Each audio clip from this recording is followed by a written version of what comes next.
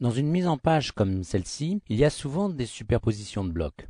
Nous allons voir comment les gérer.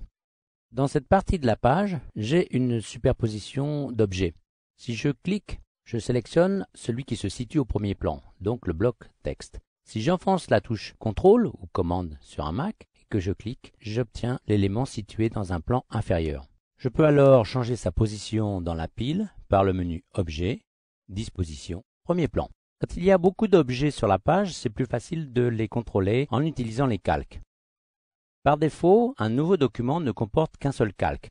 En utilisant plusieurs calques, on va pouvoir gérer facilement les superpositions, les affichages et les verrouillages des éléments de la page. Pour créer un calque, j'effectue un simple clic sur cette icône. Je destine ce calque aux images. Je vais donc le renommer par double clic sur son nom. Nous reviendrons plus tard sur les options que vous avez pu voir dans la fenêtre. Pour l'instant, je voudrais placer les images sur ce calque. Je les sélectionne par majuscule clic. Un carré coloré apparaît dans la palette calque. Par simple glissement de ce carré coloré, les images vont passer sur le calque. La couleur de sélection correspond à celle du calque. Je veux créer un autre calque, mais cette fois-ci, je vais le créer par Alt-clic sur l'icône. Ceci me fait apparaître une fenêtre dans laquelle je vais pouvoir tout de suite renommer le calque. Ce calque étant destiné au texte, je l'appelle texte. Je vais maintenant sélectionner ces différents blocs texte par clic puis majuscule clic sur chacun d'eux. Le carré m'indique qu'il y a une sélection que je peux maintenant glisser sur le calque. Un petit problème apparaît, il se situe au-dessus des images. Par simple glissement ici, je peux rétablir l'ordre des superpositions. Un autre problème subsiste. Dans la page de gabarit, j'ai placé des éléments qui n'apparaissent pas sur cette page. Je vais d'abord afficher la page de gabarit pour les visualiser. J'ai ici en haut un bloc de titre, un autre bloc pour le folio et d'autres éléments placés sur la page de gabarit. Je vais ajouter un calque pour y glisser tous ces éléments. Donc par Alt-clic, je vais nommer ceci élément de gabarit.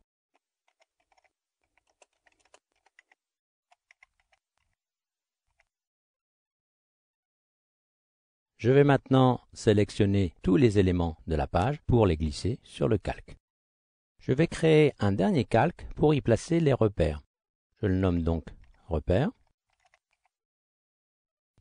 En tapant Alt-CTRL-G ou Alt-Commande-G sur un Macintosh, je sélectionne tous les repères que je peux maintenant glisser sur le calque. On peut maintenant retourner sur la page courante pour voir les éléments du gabarit qui apparaissent correctement sur la page. Ils sont bien situés au-dessus des autres objets. Je peux facilement maintenant masquer certains éléments de la page par simple clic sur l'icône d'affichage. De la même façon, je peux verrouiller certains calques par clic ou glissement sur la deuxième colonne. Quand un calque est verrouillé ou masqué, je ne peux pas sélectionner son contenu. Ici, si je clique sur cette zone, je sélectionne l'objet à l'arrière-plan. Celui-ci se situe sur un calque qui n'est pas verrouillé. Seuls les calques visibles sont imprimés. Mais je peux définir pour un calque visible qu'il ne soit pas imprimé en affichant ces options. Par double clic sur son nom, la fenêtre d'options de calque apparaît et en décochant cette option, le calque ne sera pas imprimé. Une autre option apparaît ici concernant l'habillage. Pour l'étudier, nous allons passer sur le calque des images.